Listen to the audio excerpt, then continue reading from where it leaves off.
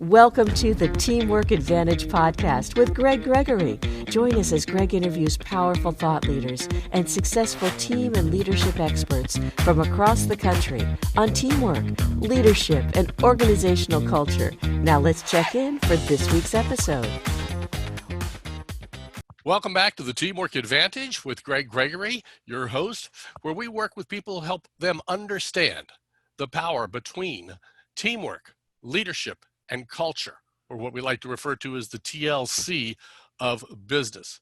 Joining us on the Teamwork Advantage today is a gentleman I've had the privilege to know for about 15, probably closer to 20 years now, Bill Cates. And well, Bill is a successful entrepreneur. He has started and sold 2 book publishing companies. He turned his attention over to business and growing, and he's now written 4 best-selling books: Get More Referrals, Don't Keep Me a Secret, Beyond Referrals, and Radical Relevance. Bill's delivered his business growth message to over 500,000 professionals, small business owners, and salespeople across 5 continents, helping them increase revenue without increasing their marketing budget. He's also had the ability to travel around the world. He's gone to great places as an adventurer and trekked through the Himalayas, Nepal, Andes of Peru. He's lived on a houseboat. In India, he's climbed Machu Picchu, Kilimanjaro.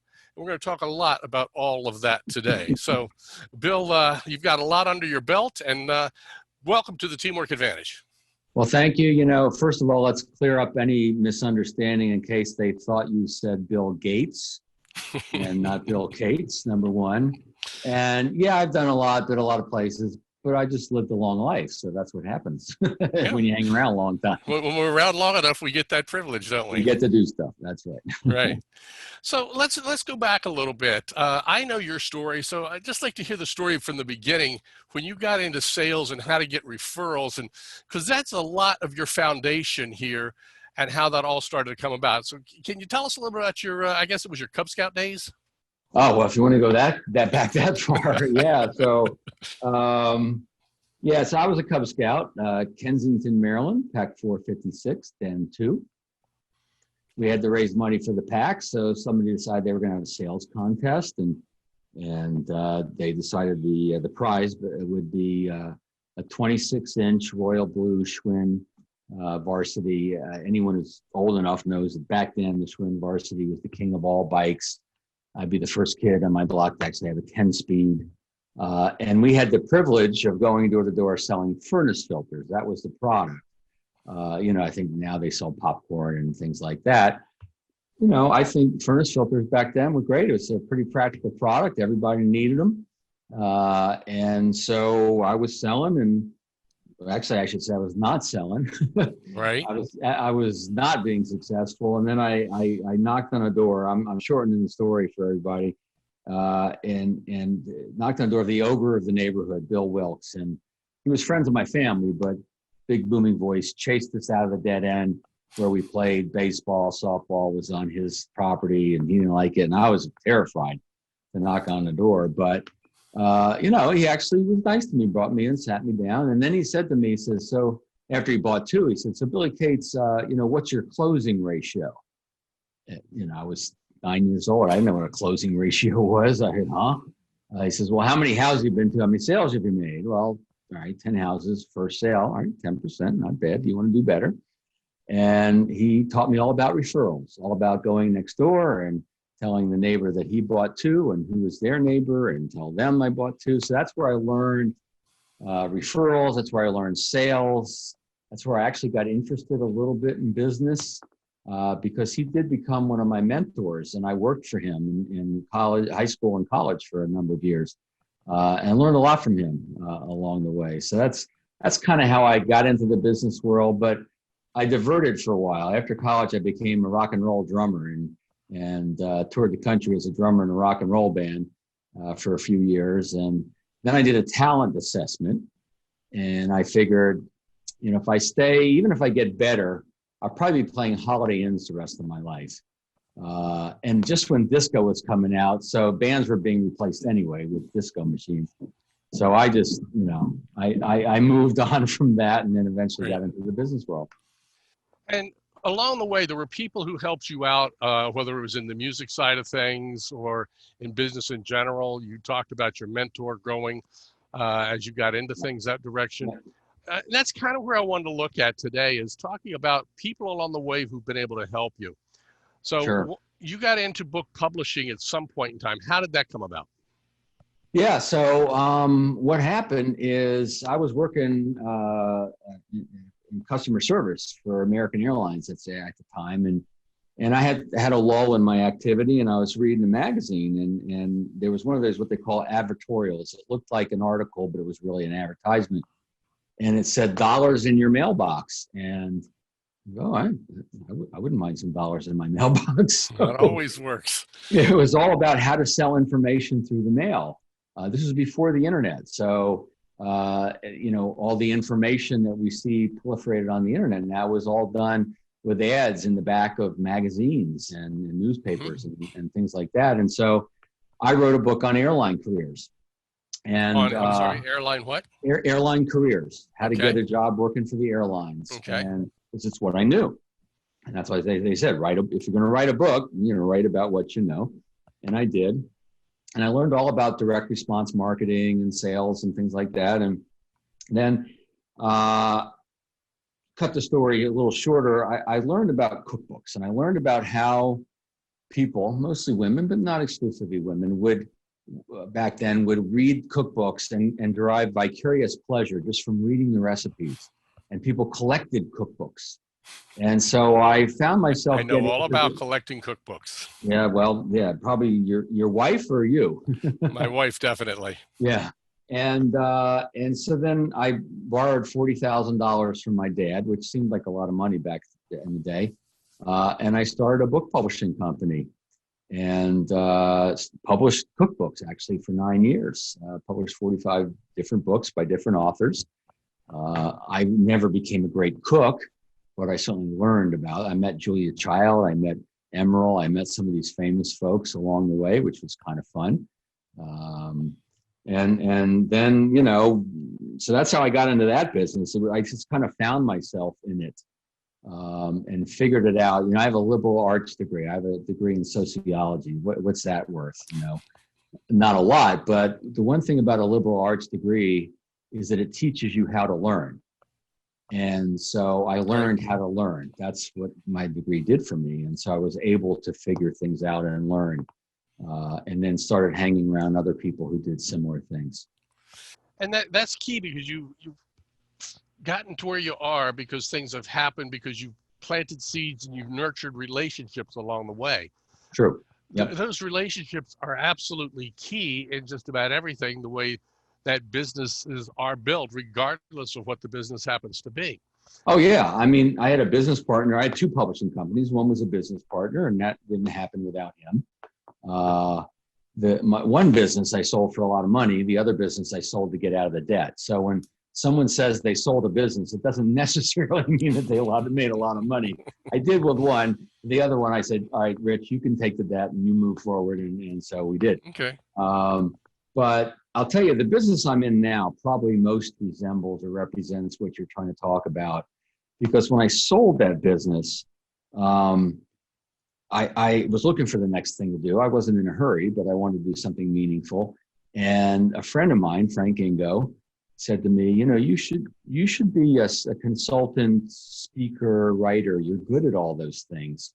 And he had seen me MC an event, a charity event and stuff. And I go, well, what's that? So I didn't know what that was. So the first lesson I learned in that is if you want to do something, if you want to be someone, if you want to have a career in a certain arena, own a business, you got to hang around people who do that, right? So you learn from them, you get inspired by them, and they mentor you, teach you, etc. So that's what I did. I joined the National Speakers Association, of which you and I are members, and I started hanging around people who did it and were good at it, consulting, writing, speaking, and all of that. And so that's really where I use that. And then and one more example of that real quick is, as I was trying to figure out what I was going to do, I was asked to do some sales training. A sales trainer wanted to hire me as another one of his sales trainers, and I had to eat what I'd kill. I mean, I had to go out, sell it, and then deliver it. And I was a little intimidated by that. And I remember telling a couple of guys, and a friend of mine, John Hurley, looked me in the eyes and said, "Bill, I think you could be really good at this." And that's what tipped the scales for me. That's what made me decide to get into the business I'm in now. Not that I didn't have confidence, but the confidence of someone else, right, was enough to push me over the edge to do it. Yeah. And I think sometimes that's leadership, right? I heard it. I didn't invent this phrase, and I don't remember who said it, but giving the gift of an excellent expectation. When we expect more from someone, when we know that there is a better version of them in terms of what's possible, and when we give them the gift of expecting that from them, not in a harsh way, but in an inspiring and nurturing way, then that sometimes people need that, right? Yeah. Sometimes they need to find their inner confidence and strength and all of that. It's got to come from there. But sometimes that outside force can really make a difference with people. Oh, absolutely. I've a number of times over the years, I'm my own worst critic about putting myself down, and it takes other people to give me a little boost and let me know that I've done something. So Yep. I believe that's the outside forces of that direction can be an incredible kick in the butt to get us doing things. Well, it's the law of inertia, actually. It's Isaac Newton's first law of motion. It's a body in motion will stay in motion. A body at rest will remain at rest unless acted upon by an outside force. So if you're a leader and you have employees that you're trying to motivate, or a team leader and you're trying to work with a group of folks, whatever the position of leadership you might have, sometimes we to get someone off the dime, to get someone either moving at all or get them moving in a different direction, we have to be that outside force. Right. To mix metaphors, it's that rocket traveling in a direction, and a little thruster will go, and then it changes, right? And puts it back on course. Puts it back on course, and every human needs that. There's very few people who can do it by themselves. Especially that's a key fact right there, is knowing that. So a lot of folks don't realize when they are off course. And so when they get too far off, then it's much harder to come back on. Well, because we're blind to a lot of that stuff. I mean, I don't care how much self-awareness you have. My friend Willie Jolly says you can't see the picture if you're in the frame. I heard someone else say you can't see the label if you're on the can, but you get it, right? You're stuck in your own stuff. And that's where having other people in your life make a big difference. I'll tell you, my first mentor, Mr. Wilkes, who was the guy who, bought my first two furnace filters. There was a couple of things that have just stayed with me forever. And one of them is, he said, Billy Cates, they called me Billy back then. If there's something not working in your life, personal, professional, business, whatever it is, the first thing you need to look at is, what do you believe? Not come in with some strategic change or even tactical, which too many people go tactical too quickly. It's, what do you believe? What do you believe about yourself? What do you believe about the other people? What do you believe about the product, the company, all the stuff, right? Because there's probably a belief there that's keeping you stuck. It could be about yourself, about the other person, right? If you don't believe your spouse, your loved one, your partner, will ever come around to something that you would like, then guess what? They won't. Right? Yeah, it's the old Henry Ford quote, whether you think you can or think you can't, you're right. It is. And so that was big for me, because there's a great book out now called Atomic Habits by Jim Clear. And he's talking about this too, is to change the direction of where you're going in your life, your trajectory. The first thing you have to do is change your picture, your conception of yourself, which is beliefs. Otherwise you'll never. So Mr. Wilkes imparted that, and that has stood the test of time for me. And the other thing that he taught me, and it's related to that, is to ask for help.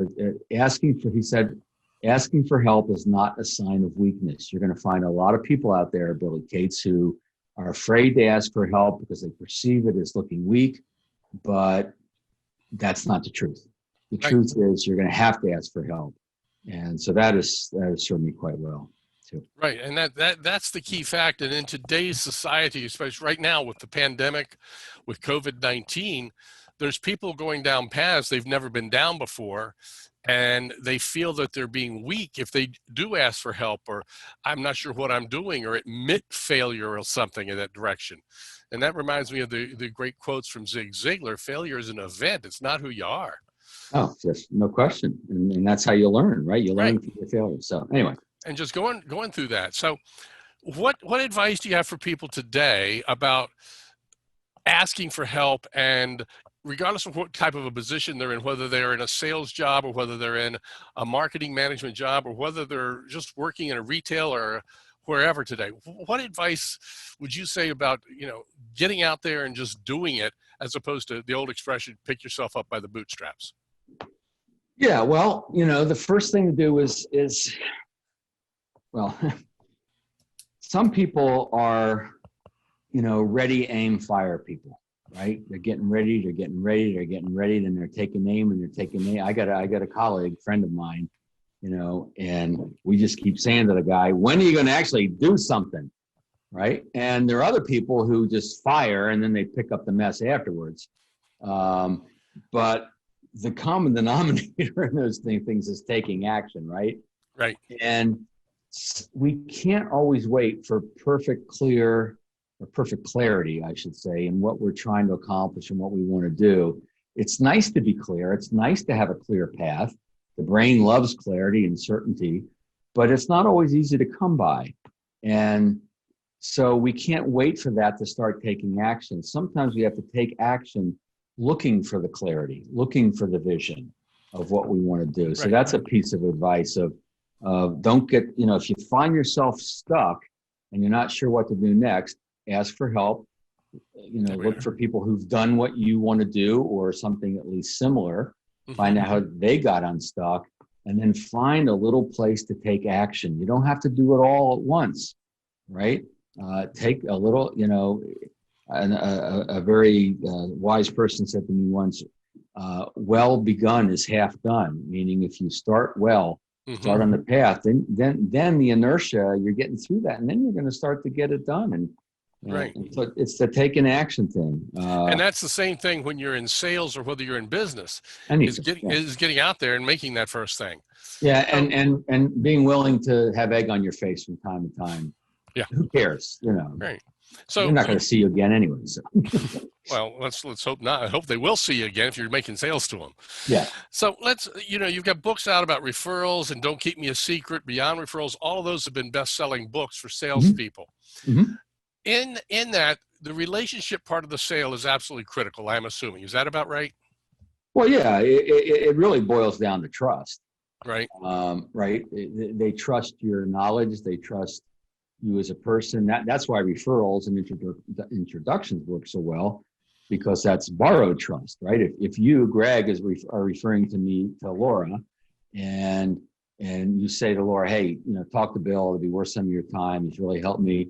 Well, I'm going to leverage that borrowed trust. I'm going to ride that borrowed trust. And the stronger the trust between you and Laura, the more I have to use, right? Right. Laura could say, well, if Greg's working with you, that's all I need to hear, right? And sometimes that'll work in certain circumstances. And other times we have to keep building our own trust.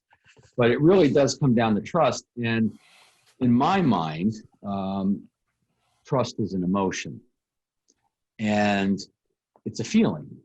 Right? It's hard to articulate. We can say why we trust. Well, they did what they said they were going to do, or they admitted they made a mistake and then they fixed it. Right? Those are things that can engender trust, right. But it's a feeling. And when I was doing research for my latest book, Radical Relevance, I've got a chapter on neuroscience and neuroscience of relevance, and I learned that they have finally actually proven what everyone thought. Right. Everyone for the longest time has been saying people make decisions based on emotion. This is any decision, by the way, any human decision, right? And not to be a salesman, it's based on human emotion. And Antonio Damasio had these subjects where the part of the brain that felt emotion was damaged. And so if they couldn't feel emotion, they literally could not make decisions. I mean, they were just like paralyzed decision-wise. They couldn't decide if they're going to have wheat flakes or cornflakes for breakfast. That's tough.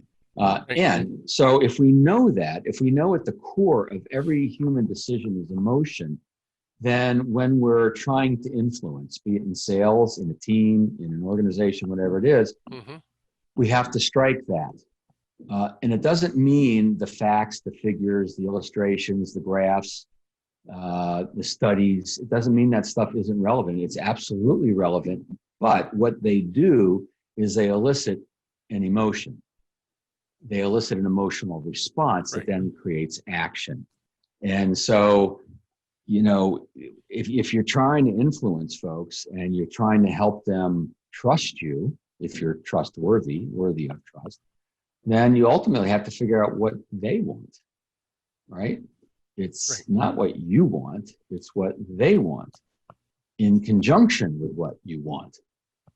And, you know, that's what I've learned, and that's been huge for me.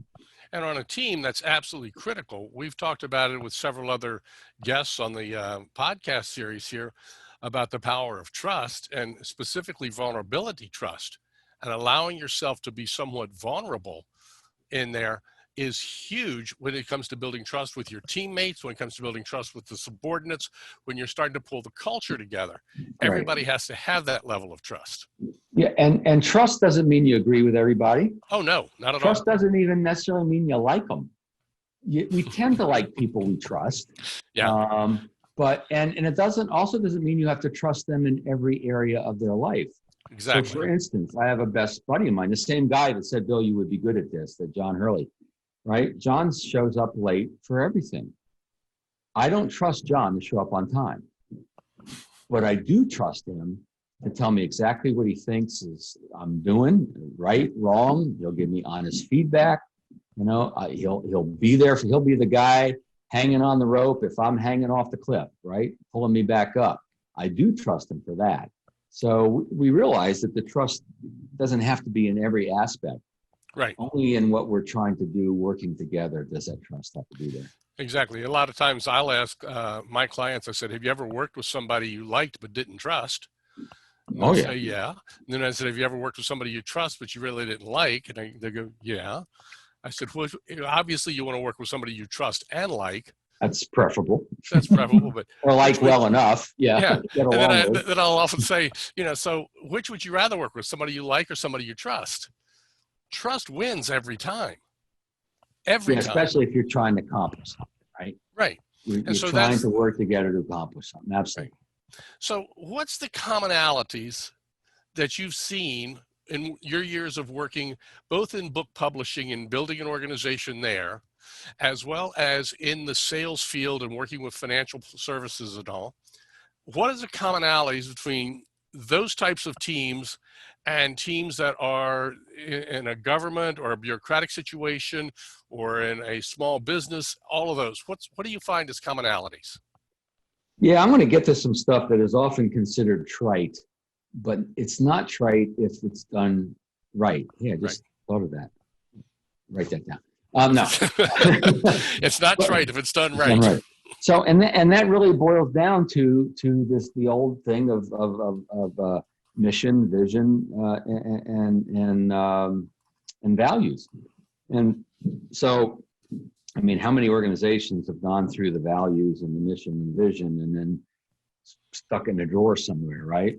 Mm-hmm. And so they don't want to go through it again because they know the first time it never went anywhere anyway. So what's the point? But when an organization actually does that work and then keeps that work lively, always forefront, what is our purpose, right? What is the vision? What are we trying to accomplish with our purpose, right? And what are the values that are going to guide all of that? And if we look at those on a very regular basis and we make our decisions based on that, now this is a living, breathing thing that gets people on the same page and working together, and it creates clarity in an organization. One of the reasons teams and organizations break down is because they're not clear. They have different interpretations, right? And what you can be on the same page today, and then a month later, you're not on the same page. So that's why you got to keep realigning to those things. And it's got to be the core values. It's got to come back to that. It's got to come back. And then I would say what most organizations do, and it's okay, is they do these things, they revisit them, it's all good, but it's all internal focused. I think it's much more powerful to have values, mission, and vision that's not just internally focused, but externally focused, meaning our customers, our clients. And then we can actually talk about our values and mission and vision to prospects and to clients that draws them in, that draws them to us. It's actually having the right values and mission and vision in place actually is a sales tool. It can be a sales and marketing tool if used properly. So I know I'm going back to stuff. Some people are rolling their eyes like, oh, not the vision mission thing again. Well, if it's done right and if it's kept lively, it's huge. It's absolutely huge. To go back, we had a guest on the podcast several weeks ago, Hainan Landa, who is the CEO of Optimal Networks. And he's got his core values with his organization that they set forth when he started over 20 years ago. And he has actually terminated people because they haven't followed the core values. And when they stay close to that, he's been able to take that business and grow it. Well, that builds trust, right? Exactly. If everyone has the same shared values, and it means roughly the same thing to everybody, but close enough, then that's what guides the building of the trust. No Absolutely. And that was the key factors there. So you're reiterating what he said. He's talking about the same thing you said. So we're starting to see the consistency in that. And it's not trite. There's absolutely no doubt about that. And I think these are universal principles, if you will. I think, strategies change, tactics certainly change, certain principles never change. And I don't know, for what that's worth. Well, let's go something a little bit lighter here, as we talk. Okay. You've had the privilege to do a lot of traveling in your years. I mean, you've been around the world. You've spoken on 5 continents. You've been to Machu Picchu. I've got several friends who've done that beautiful walk. But you've also done some other things, specifically at Mount Kilimanjaro. Let's talk about that, because there's no doubt about it. In something like that, you're relying on different people to help you get through different parts of everything there. How important is teamwork in something like that? Probably couldn't do it without teamwork. And so I'll give you for those who don't know Kilimanjaro, it's not a technical climb. It's not K2, it's not Everest, but it's a pretty tough walk because you're eventually hitting 19,300 feet. And for us, the last camp before we hit the summit was at 18.5, and you can't breathe. I couldn't take my shoes off. I had to have my porter Benny take my shoes off.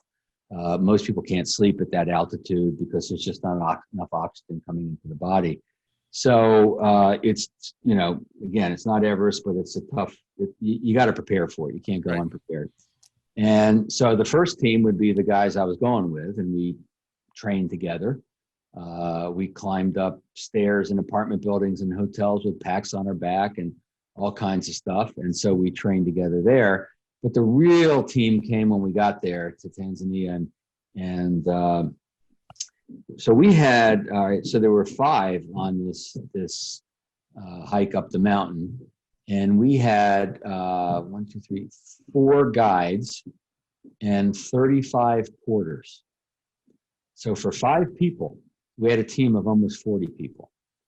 And that's how you get these people up to the top, especially people who aren't acclimated, aren't used to doing this sort of thing, right? And so, and each person had their own job, and they were a team. Just to watch them do their thing, each person knew exactly what they needed to do, but with an attitude of customer service. We were the customers. We'd come to the camp, whatever camp we were going to, they'd be there ahead of us. They'd be singing for us and greeting us, and with some of their Tanzanian songs and dances. And it was a blast, but it was the team that got us up there. And when I couldn't carry my pack anymore, they carried my pack for me. When I was in a different time in Nepal, we were at Everest Base Camp, and I got altitude sickness. And I had to descend a little bit. I couldn't. I had a team pick me up and actually carry me down until I got better. So you can't do any of that without a team, and without you mentioned vulnerability, right? If you go into something like that, feeling like you're not gonna let them help you, you're gonna do it by yourself, by golly, you won't make it, right? You just won't make it, because sometimes you just can't suck it up enough. Right. You need that help. So Right. yeah. I've said for many years, I said, most people in this world really will want to help you, and they will step up to help. The challenge is most of us are afraid to ask for help. A lot of people are. Yep. Yeah. They perceive it. People perceive it as a weakness. My wife doesn't like to ask for help. So I learned something, by the way. Yeah. When I offered her help, whatever, she'd say, if I want your help, I'll ask for it. Oh, okay. Right. She don't like to ask for help. She wants to do it herself. And then, and sometimes she would ask for help. So what I started saying, I said, I just want to let you know that if you need any assistance, I didn't use the word help. If you need any assistance, I'm here, happy to do that. Happy to be there. And that made like all the difference in the world. It's like, oh, okay, thank you. It wasn't like, I don't need your help. It was like, oh, okay, thank you. Yeah. And it just that little shift sometimes makes all the difference in the world too. And that's a key fact that you just brought up. Just a little shift and a little bit of a change of a word can make a difference. Yep. Can make a huge difference. In business every day, there are times we say one word and that can go in a different direction. Social media gets us caught into that all the time today. Yep. And so just be cognizant of it, and then find ways that we can actually step in to do things like that. I think it's going to be very key for everybody. Well, yeah, if someone's resisting an idea that you put forth to the team, to the group, whatever, and you start to dig a little bit and learn, help me understand, right? The three most powerful words I've ever learned in my life to help me in business and in interpersonal relationships. Are you ready? Yep. Tell me more. Just tell me more, right? And they will tell you more. And then you realize that maybe it's their reaction to that word, right? Well, I don't need help. I don't want help. Oh, okay. So that concept, and so I changed it to, I'm here to assist if you need it, or if it would like it, not even need it. Made a big difference for me and my wife, right? So there are little places where you learn, because every word means something to someone, and what it means to you might be different than what it means to me on an emotional, visceral level. And so when you say, tell me more, help me understand, the why behind your position, that's when you can learn that if you shift your words a little bit, then all of a sudden they get it and they're on board. Yeah. Micro shifts. Yep. Those little adjustments, just like the airplane example you were using earlier, the rocket example, and little in-flight corrections along the way. It's those little changes that can really bring us back in point for individuals as well as the team itself. Yeah, it could change the direction forever. Yeah. Right. And if there's level of trust is there, then we can have those confident discussions and be able to build commitments to move forward. Sure. And I think that's key. Yeah. Bill Cates, not Gates. Sorry. Joining us here today on the Teamwork Advantage. Bill's been recognized in Success Magazine, Entrepreneur Magazine. He's also one of the founding members of the $1 Million Speakers Group and was inducted into the Professional Speakers Hall of Fame in 2010. There's only 182 people living members right now worldwide with that distinction. Bill, it's been a privilege to have you here. Thank you. I'm proud to call you a friend as well as a colleague over the years. Absolutely. If people want to reach out to you, they can find you at the referral. Is it the referral coach? Well, just referral coach, referralcoach.com, referralcoach.com. Or just, put in Bill Cates on LinkedIn. I'll probably show up, or you put Bill Cates on the internet. I should own the first 2 pages. So there are other Bill Cateses out in the world. I've met a few of them from time to time. Right. But I kind of own that on the internet. Yeah. So that's Cates, C-A-T-E-S. That's right. Thanks for joining us on the Teamwork Advantage. We'll be back next week with somebody new and exciting to share with you about ways you can grow your team, be a better leader, and create the right culture for your organization. And as I always say, do not have a good day. Because when you have a good day, you're being average. And if you're listening to this podcast, you're not average. So go make it a great day. Thanks for joining us, and we'll see you again soon. Take care. You've been listening to the Teamwork Advantage with Greg Gregory. Be sure to like, subscribe, and activate the bell icon to be notified of future episodes. To learn more about how Greg can help your organization develop a powerful winning culture, visit TeamsRock.com. That's TeamsRock.com.